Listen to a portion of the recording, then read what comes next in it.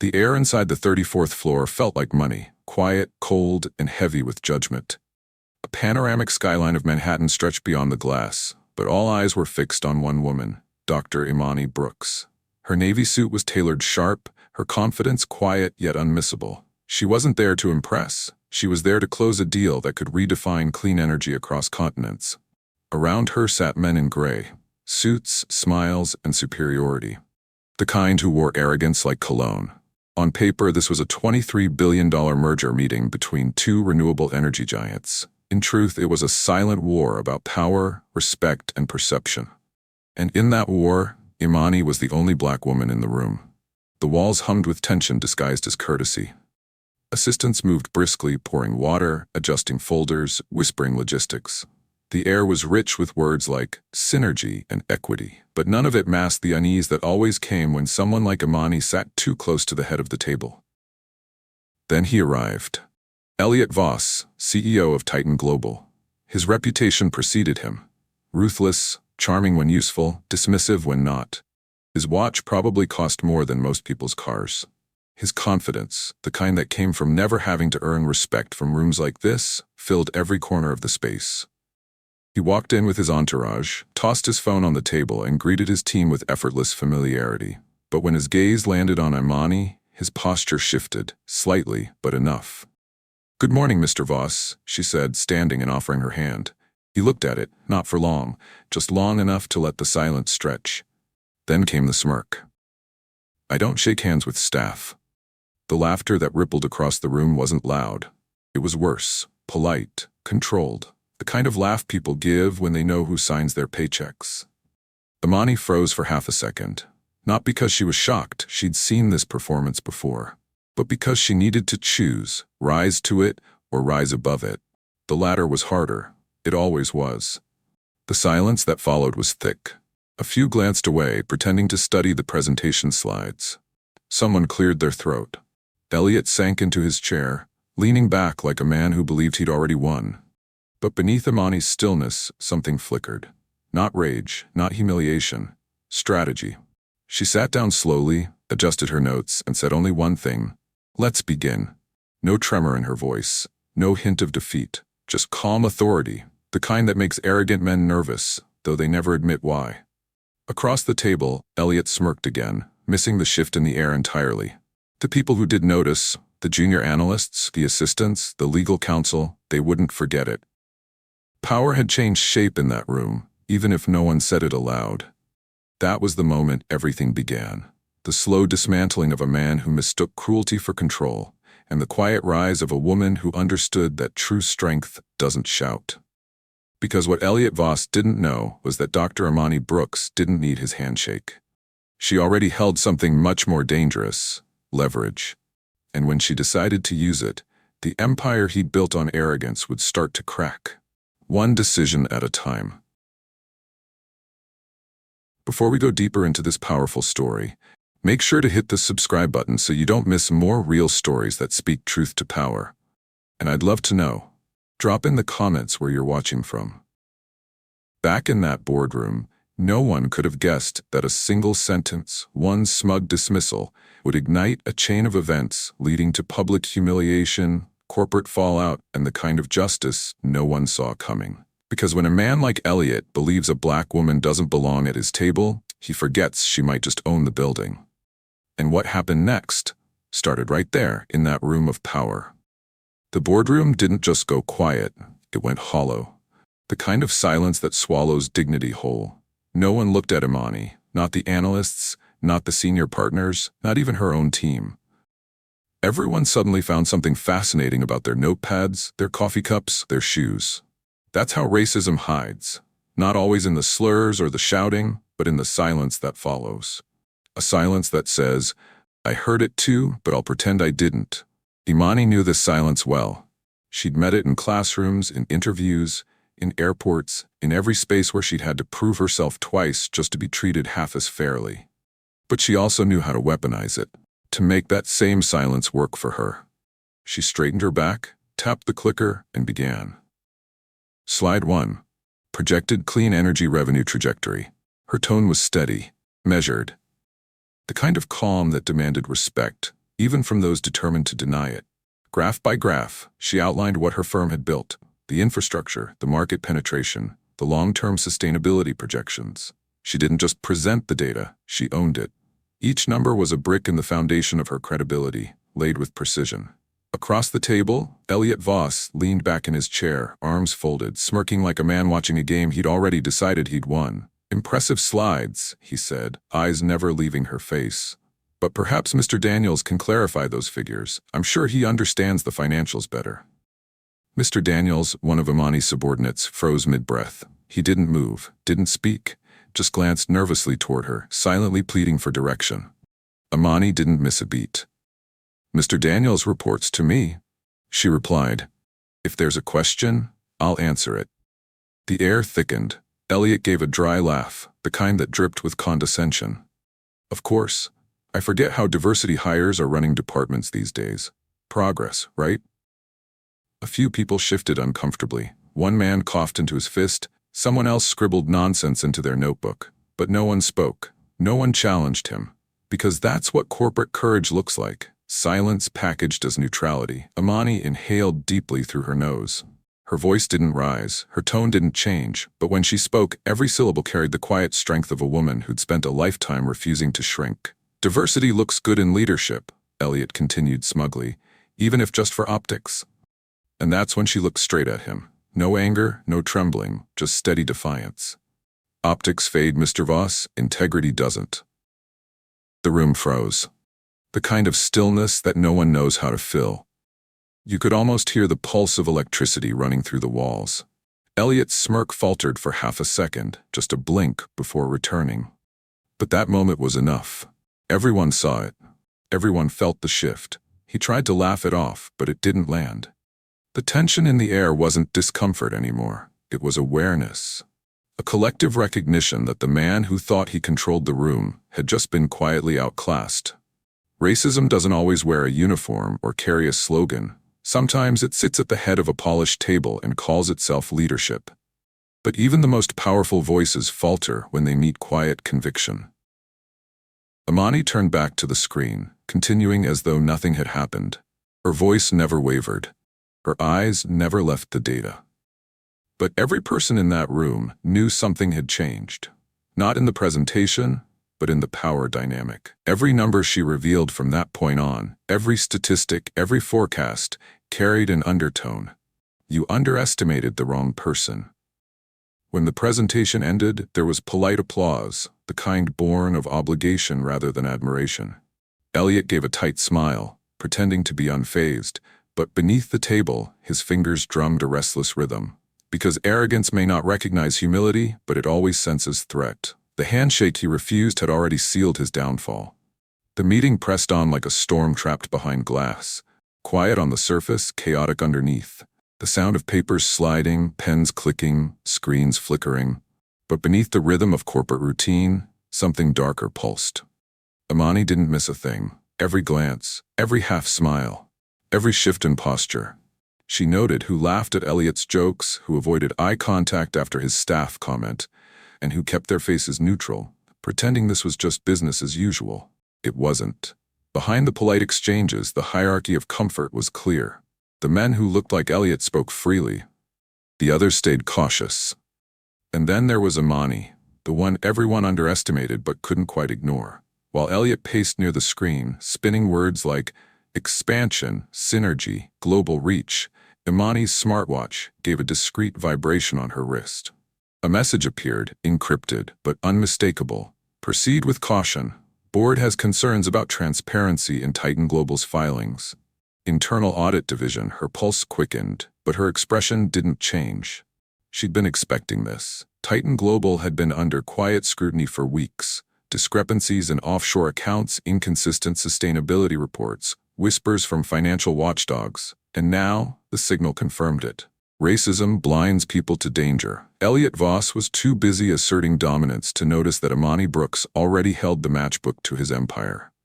Elliot strutted through the presentation, dominating every exchange. His tone was smooth, performative, designed for power, not truth. He pointed to the charts, twisting numbers to favor his company's position. Our projections for the next fiscal year are unmatched, he said proudly. Titan Global will lead this merger, and your firm will benefit from our reach. Imani's lips curved slightly, not a smile, just acknowledgement. Interesting, she said, though I notice your filings show a different story. That's slide 22. He blinked, then frowned. The analysts turned to the screen. Slide 22 appeared. Titan's operational costs inflated beyond projections. A silence spread again. Elliot gave a dismissive chuckle.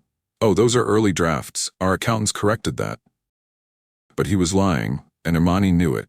The internal audit team had already shared the truth with her firm weeks ago. Titan Global's financial image was a facade, a paper empire glossed with arrogance. As he tried to shift the topic, Imani subtly tapped her smartwatch again, sending a secure message to her team back at headquarters. Initiate freeze on all non-essential joint assets. Flag pending transactions. Within minutes, her financial operations officer would begin halting key processes, quiet moves that looked procedural but carried explosive consequences. While he bragged about control, she rewrote the power script under his nose. The room thought they were witnessing a negotiation. They weren't. They were watching the start of an implosion. Outside the skyscraper, trading tickers began to flicker. Investors noticed irregular transaction pauses, small delays that hinted at internal review. The stock monitors flashed subtle warnings, the kind only seasoned brokers understood. Something wasn't right at Titan Global. Inside, Elliot was still talking, still unaware that the fuse had been lit. He pointed toward Imani's team with false confidence. We expect full compliance as we finalize the merger documents. I trust your firm won't delay our progress. Imani nodded slowly. Compliance, she said softly. Of course. Transparency works both ways. Her words hung in the air, calm but edged with something no one could name, a warning cloaked in professionalism. The meeting wrapped with forced smiles and firm handshakes, all except the one that had started it all.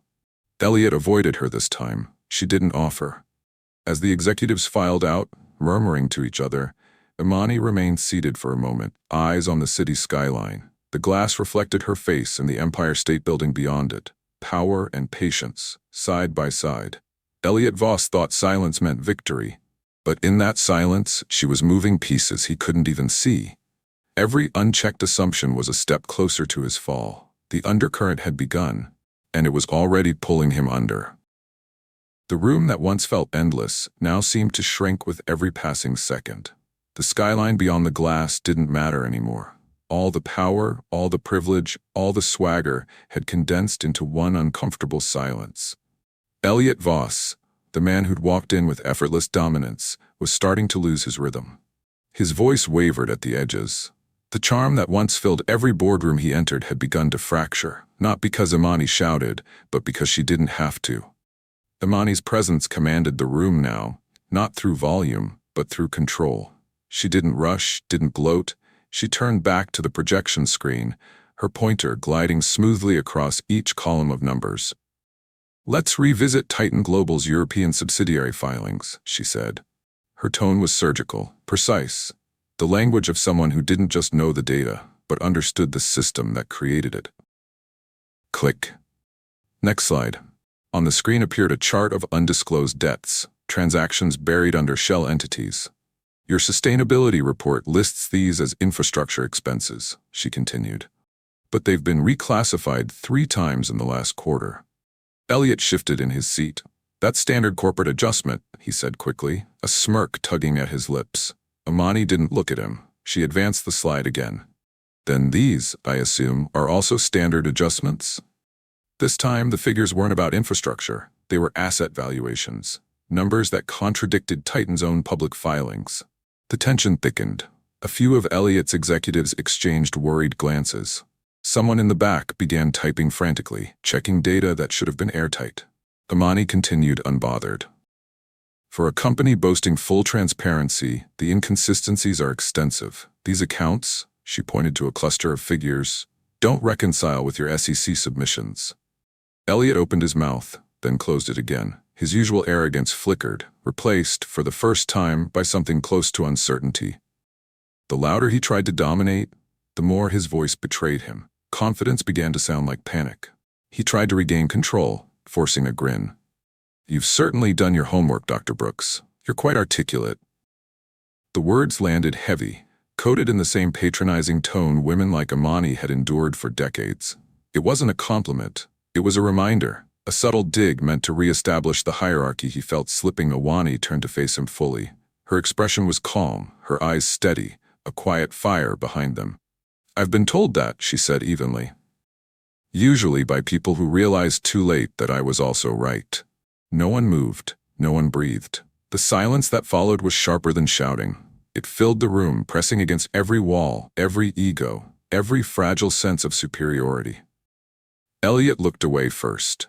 That single motion, barely noticeable, almost human, was the moment the power balance shifted completely. The senior analysts from both firms now looked to Imani, not him. Even his own legal counsel was scribbling notes furiously, eyes darting between her slides and their internal records. The hierarchy that once revolved around Elliot's presence had quietly reoriented around her authority. There are moments when justice doesn't announce itself. It simply walks in, sits down, and takes its seat, where it always belonged. Imani closed her laptop, collected her notes, and said simply, "Until your filings align with factual reporting, this merger is on hold." No one argued. No one dared. As she stood to leave, Elliot's reflection caught hers in the glass. Two silhouettes, one fading, one rising. He looked smaller now, as if the room had finally adjusted to the truth. The meeting ended without applause. No goodbyes, no closing handshake, just the quiet acknowledgement that something irreversible had just taken place. The empire he built on arrogance had met its first crack, delivered not through rage, but through reason. The meeting dragged into its final stretch, but beneath the sterile professionalism, tension had begun to hum like electricity in the walls. The air was heavy with unspoken realizations. Titan Global wasn't the flawless empire it claimed to be, and Elliot Voss was beginning to sense the room no longer revolved around him. Still, he clung to performance. The confident gestures, the rehearsed grin, the commanding tone, they all returned like armor. He leaned forward, making eye contact with each executive as if daring anyone to question him. Imani, meanwhile, sat still, the calm in the center of the storm. Her watch buzzed again, just one vibration, short, intentional. She lowered her gaze discreetly. A new message glowed across her screen, encrypted and brief. "Board approved. Green light, proceed. Chair, Global Energy Holdings." For a heartbeat, time slowed. The kind of stillness that only comes before impact. In boardrooms like these, power doesn't explode, it clicks, quietly, invisibly, and all at once. Without hesitation, Imani's fingers moved beneath the table. No grand gesture, no dramatic flair, just a few quick keystrokes on her tablet, hidden behind a folder. "Suspend Titan integration, initiate compliance review immediately." One message, 2 sentences. That was all it took. Within seconds, systems began to shift thousands of miles away. In Zurich, an automated freeze flagged the pending asset transfers. In Singapore, trade alerts flickered red across screens. In New York, financial clearinghouses paused $23 billion in merger-related transactions, awaiting verification. The world kept spinning, but inside that glass tower, the clock had started ticking toward disaster, and no one in the room knew it yet. Elliot was still talking, oblivious. He moved around the table like a conductor leading an invisible orchestra, his voice bouncing off polished marble. "Today," he said proudly, "we finalize a partnership that will redefine the clean energy sector. Titan Global and Global Energy Holdings, 2 forces combining to make history." History was indeed being made, but not the kind he imagined. Imani's eyes lifted slowly from her screen. Her face revealed nothing. Just that same professional poise that had unnerved him since the handshake he refused. She nodded once, allowing him to continue, her silence more eloquent than any rebuttal. The room applauded politely when he finished. Someone even said, "Brilliant presentation," as if politeness could disguise the unease beginning to stir among them. Then Elliot turned toward Imani, wearing his trademark grin, the kind that had always been mistaken for confidence. "Let's make history today," he said, stretching his hand across the table for a handshake he expected her to accept this time. Imani glanced at his hand, then met his eyes. Her voice was smooth, her tone unhurried. "We will," she replied, "just not the kind you expect." He froze, just a flicker, long enough for the room to notice. But before he could respond, she gathered her notes, closed her laptop, and stood. Outside, the first tremors of the halted trades began rippling through financial networks. Analysts would soon start calling. Emails would flood in asking for clarifications. Lawyers would begin drafting emergency statements. The world Elliot thought he controlled was shifting beneath him. But inside that boardroom, he still thought he'd won. The sound of pens clicking, papers rustling, chairs adjusting, every second carried irony. A room full of people pretending to discuss progress, while an empire quietly began to fall apart. Imani gave a polite smile to the others, thanked the team, and exited the room without another word. The door closed softly behind her. No slam, no dramatics. And with that, the balance of power tipped. Somewhere in the building, a compliance officer's screen turned red. Then another, and another. Systems locked, accounts froze, notifications stacked like falling dominoes. But in that conference room, Elliot Voss was still smiling. He didn't know the clock was already counting down, not to celebration, but to collapse. The moment she pressed send, history began. Not as a triumph of arrogance, but as the quiet revenge of competence. The market opened like any other morning, until it didn't. Within an hour, something shifted. The usual stream of Titan Global transactions slowed to a crawl, then stopped completely. Power doesn't always fall with noise. Sometimes it collapses in silence, and by the time anyone hears the echo, it's already too late. Across trading floors in London, New York, and Hong Kong, chaos rippled. Monitors flashed red as live trades stalled mid-process. Bankers began whispering, fund managers calling emergency meetings. Someone somewhere had pulled a string, and the entire web began to unravel. Elliot Voss was nowhere near the mayhem. He was sitting in an upscale restaurant, raising a glass of champagne with 2 board members and a handful of investors. A jazz band played softly in the background. He was basking in his imagined victory. Imani's quietness during the meeting had fed his arrogance. Then his phone began to vibrate. Once, twice, then continuously. He ignored it at first, smirking. Can a man celebrate his empire in peace? But when his CFO appeared at the entrance, red-faced, breathless, the laughter at the table died instantly. Sir, the CFO stammered, clutching a tablet. The markets, they've frozen our assets. All Titan-linked accounts are under compliance review. Elliot blinked, still trying to process. What review? We cleared our filings. The CFO's voice trembled. Apparently not. There's an inquiry flag from the Securities Commission. They're calling it a preventive measure pending audit. The words hit like a hammer wrapped in silk. Preventive measure. That meant suspicion. That meant exposure. Meanwhile, in a sleek office high above Midtown, Imani was serene. She sat at her desk reviewing the minutes from the merger meeting, methodically, carefully, as if she didn't just trigger a financial avalanche. Her assistant, Layla, poked her head in nervously.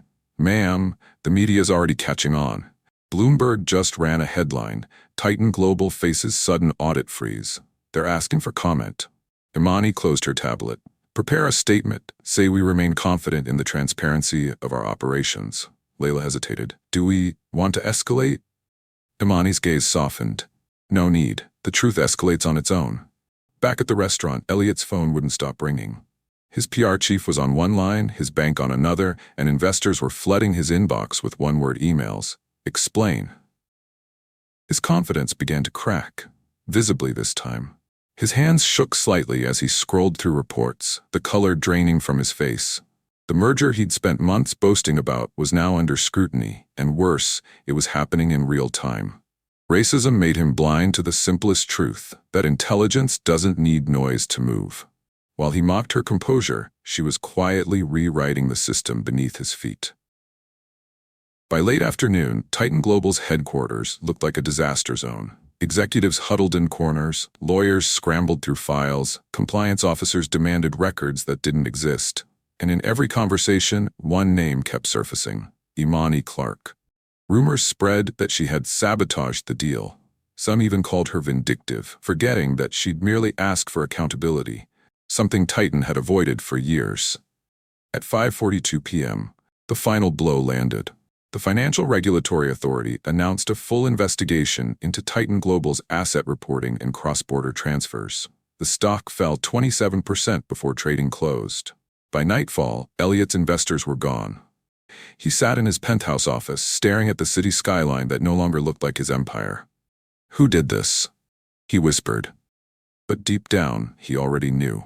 When arrogance builds a tower high enough to touch the clouds, it's not lightning that brings it down. It's truth, quietly waiting for the right moment to strike. By dawn, the headlines had changed everything. Titan Global under federal investigation. 23 by merger suspended in fraud probe. Whistleblower data points to offshore laundering. Inside Titan Global's glass fortress, panic replaced polish. Executives who once strutted through corridors now moved like ghosts. Desks were cleared, phones confiscated, files sealed. The boardroom that once smelled of power now reeked of fear. The compliance review, initiated by Imani's directive, had peeled back the company's spotless facade. What it revealed wasn't just negligence, it was corruption carved into the foundation. Bribes disguised as consulting fees, environmental certifications forged to bypass sanctions. Hidden shell companies, rerouting millions through offshore accounts in the Caymans. Each document, each signature was a thread, and Imani had pulled until the entire tapestry unraveled. Elliot Voss, once hailed as the face of modern enterprise, now faced his reflection on every news broadcast. His confident smile replaced with surveillance footage, him exiting Titan's headquarters under federal escort. The man who sneered at diversity hires was now trending under the tag Voss exposed. He thought power came from being untouchable. But power, real power, comes from integrity, something he never learned to shake hands with. The poetic irony hung heavy in the air. For years, Elliot had built his empire by cutting corners and silencing critics. He mistook compliance for weakness and arrogance for leadership. His wealth had bought silence, until the one person he underestimated gave the truth a microphone. Meanwhile, Imani moved through the day with the quiet focus of someone who'd seen this outcome before. She didn't gloat, didn't grandstand.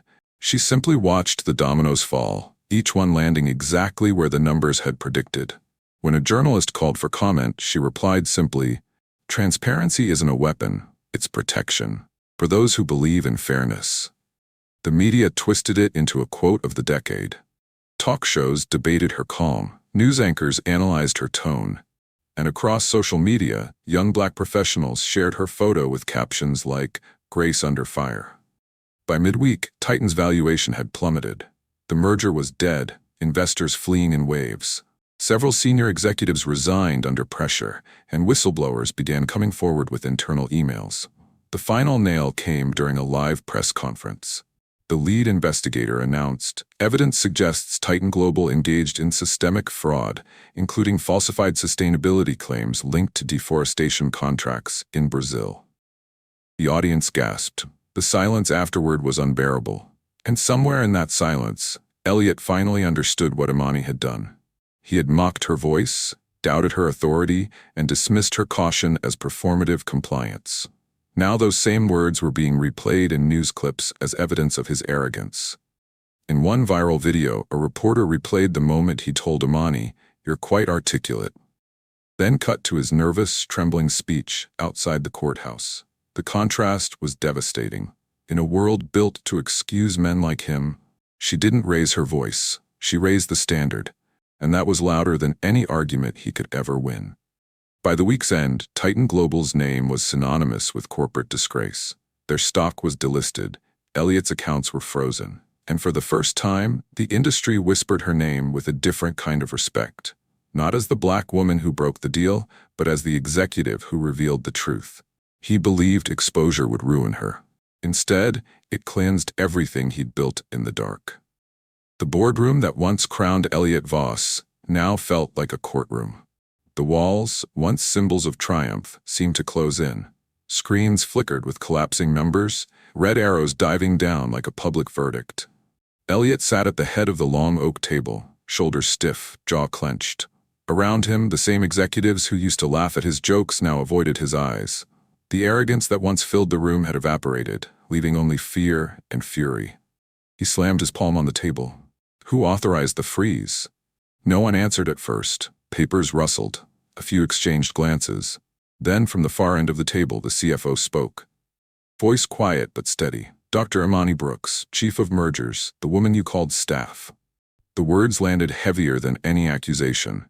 Elliot froze. The room waited. His lips parted. A weak, humorless laugh escaped. "That's impossible," he said. "She doesn't have that kind of authority." But deep down, he knew.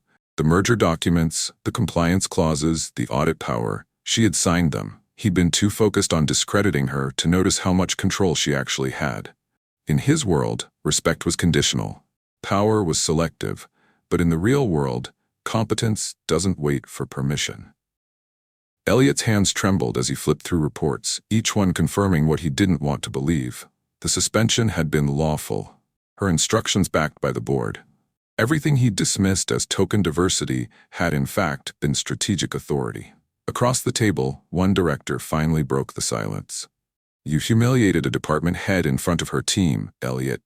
You mocked her in a meeting that's now under federal subpoena. She didn't destroy you. You gave her every reason to distance this company from you." The room went quiet again. Only the sound of Elliot's breathing filled the space. He looked around, desperate for an ally. But loyalty, he realized, was as fragile as reputation. The men who once clapped him on the back were now checking their watches. The women who'd once smiled politely were now gathering their folders. The empire was dissolving before his eyes. Racism makes its victims experts in restraint. And that restraint, when timed right, becomes power. The kind that doesn't shout, it simply waits for the truth to arrive. In the hallway outside, reporters crowded the glass doors. Cameras flashed as headlines updated in real time. Titan board removes Voss from leadership pending investigation. Brooks named acting chair of Merger Recovery Committee. Imani's name was now everywhere, not as a footnote but as the signature that ended a dynasty built on arrogance. Elliot sank into his chair, the same seat from which he once laughed at her. Now it felt like a confession booth. He whispered under his breath, "She played me." She didn't play him, she prepared for him. Because every woman who's been underestimated learns the rhythm of resistance, when to speak and when to wait for gravity to do its work. As the meeting adjourned, board members filed out quietly, leaving Elliot alone. Through the window, the Manhattan skyline shimmered, indifferent. His reflection looked older now, smaller, stripped of everything except regret. A knock on the door. His assistant entered, hesitant. "Sir, the press is waiting downstairs." He didn't move, didn't speak, just stared at the reflection of a man who once thought he owned the world, until a woman he dismissed reminded him that respect isn't optional. He'd spent his career teaching others how to win, but in the end, the lesson belonged to her, the one he refused to see. The city outside was quiet, a rare kind of calm that only came after chaos. Inside her corner office, the skyline glowed faintly against the glass. The lights of Manhattan looked softer now, less like competition, more like proof that she'd survived another battle. Imani sat alone, her desk still covered in the remnants of a day that changed everything. Half-empty coffee cup, a folder marked Titan Global Final Report, and a single silver pen she hadn't been able to put down since the meeting. Her phone buzzed. The caller ID read, "Evelyn Grant." Imani took a breath before answering. "Evelyn." On the other end, Evelyn's voice was calm, warm, and steady. "It's done," she said. "Titan's deal is officially terminated." The board voted unanimously. For a second, the words didn't register. Then Imani leaned back in her chair and exhaled, a sound that was half relief, half disbelief. The weight she'd carried for weeks began to lift, one breath at a time. "Thank you," she whispered. "You did the right thing," Evelyn replied, "even when it wasn't easy, especially then." The call was brief, but it carried more meaning than any applause or promotion. When it ended, Imani stayed still, rough the silence wrapping around her like an old friend. She sat there, not as a victor, but as a woman who'd spent a lifetime learning when silence was survival, and when it became power. Imani turned toward the window. From this height, the world looked peaceful, but she knew better. Power never surrendered easily. Racism never disappeared with one victory. It just waited for new disguises. Still, tonight felt different.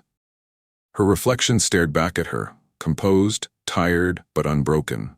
The woman who once had to justify every seat she took in a room full of men now stood as the reason those rooms had to change.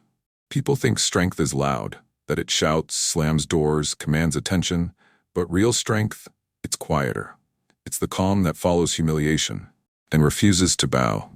On her desk, an unread email notification blinked. She opened it, a message from one of her junior analysts, a young black woman she'd mentored. It read, "Thank you for showing us what grace looks like in battle. Because of you, we know silence can still be power when used with purpose."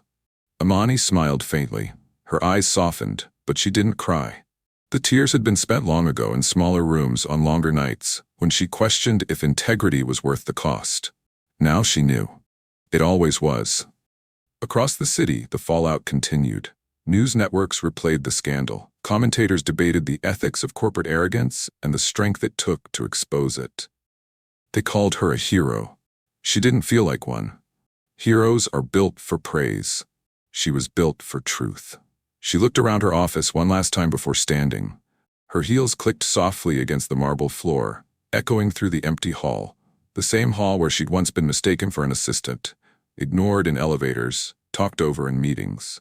Now, when people passed her nameplate, they paused, not out of fear, but out of recognition. I can be changed by what happens to me, but I refuse to be reduced by it. She smiled, turned off the light, and walked out. She didn't shout her victory. She lived it. And in the quiet of that office, the world didn't just see a black woman who won. It saw the kind of strength that no boardroom could contain. Months later, the world had moved on. At least on the surface. The headlines had quieted, the investigations had shifted to other scandals, and the business world pretended to forget what happened at Titan Global. But not everyone had. Inside a high-rise conference hall in Geneva, a banner read, "Global Summit on Corporate Ethics and Accountability." The crowd was filled with leaders who once measured success in billions, now forced to talk about responsibility. Among them sat Dr. Imani Brooks. Her presence was calm, commanding. No longer defined by the chaos of the past, she had become its lesson. She didn't come to be praised. She came to remind them that integrity isn't a trend, it's the backbone of power that lasts. The moderator introduced her as the woman who redefined corporate ethics through courage and composure. Applause filled the room, cameras flashed, but Imani didn't bask in it. She simply nodded, her focus steady. Then a subtle stir at the back of the hall. Heads turned. Elliot Voss, thinner, older, stripped of the arrogance that once filled every space he entered, took a seat in the final row. The man who once refused her hand now had to sit through a conference built on the principles she stood for. Throughout her panel discussion, Imani spoke with clarity and grace about transparency, fairness, and how silence had nearly cost an entire corporation its soul. Each sentence felt like restoration, not of her reputation, but of balance. When the session ended, people lined up to greet her. She shook hands, offered polite smiles. Then the room began to empty, and only one person remained. Elliot. He stood at a distance for a moment, unsure if he even had the right to approach. The confidence that once made him untouchable was gone. He walked slowly toward her, stopping a few feet away. His voice was lower now, stripped of performance. "Dr. Brooks." She looked up, calm and unreadable. "Mr. Voss?" He hesitated, then extended his hand, the same gesture he'd denied her months ago. "I owe you more than an apology," he said quietly. "You showed me what power really is." The silence between them stretched. Cameras had gone, the audience gone. It was just two people, standing at the intersection of consequence and grace. Imani studied him, not with bitterness, but with the clarity of someone who'd already healed. Then she reached out and took his hand, firmly, not in forgiveness, but in closure. She didn't shake his hand to absolve him. She did it to end the story on her terms, to prove that dignity doesn't depend on their respect, it creates its own. Elliot nodded slightly, eyes lowered.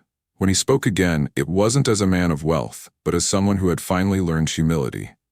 "You were right," he said. "Optics fade. Integrity doesn't." Imani gave a small nod. "Then maybe you finally learned what I tried to teach the boardroom.